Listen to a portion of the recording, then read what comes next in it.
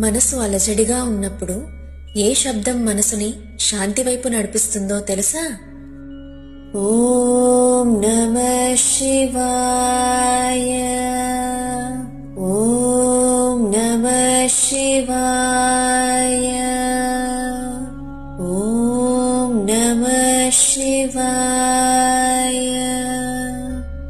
5 అక్షరాలు, పంచభూతాలు, ప్రపంచాన్ని నడిపించే శివతత్వం ఈ మంత్రం. ఈ మంత్రం కేవలం పదాలు కాదు, శివుని 5 తత్వాల 5 రూపాల మర్మమిది. ఓం అంటే సృష్టి, స్థితి, లయల మూలధ్వని. దీనితో మన ఆత్మ శివ చైతన్యంలో లీనమవుతుంది. నా అంటే భూమి తత్వం, కాంచీపురంలోని శ్రీ ఏకాంబరేశ్వర స్వామి రూపం. ఇది స్థిరత, సహనం, అహంకార నిర్మూలనను సూచిస్తుంది. మా అంటే జలతత్వం, తిరువనైకావల్లోని జాంబుకేశ్వర స్వామి రూపం. ఇది మన మాయ, మనసు, ప్రవాహాన్ని పవిత్రం చేస్తుంది.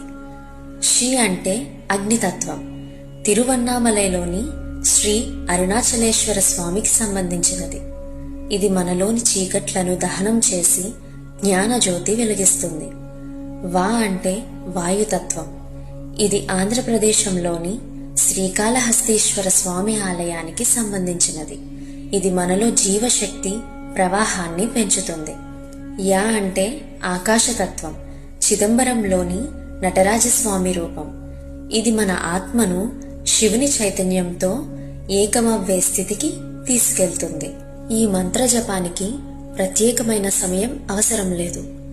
ఉదయం లేవగానే జపించండి, రాత్రి నిద్రకు ముందు జపించండి, లేదా మనసు భారంగా ఉన్నప్పుడు కూడా జపించండి.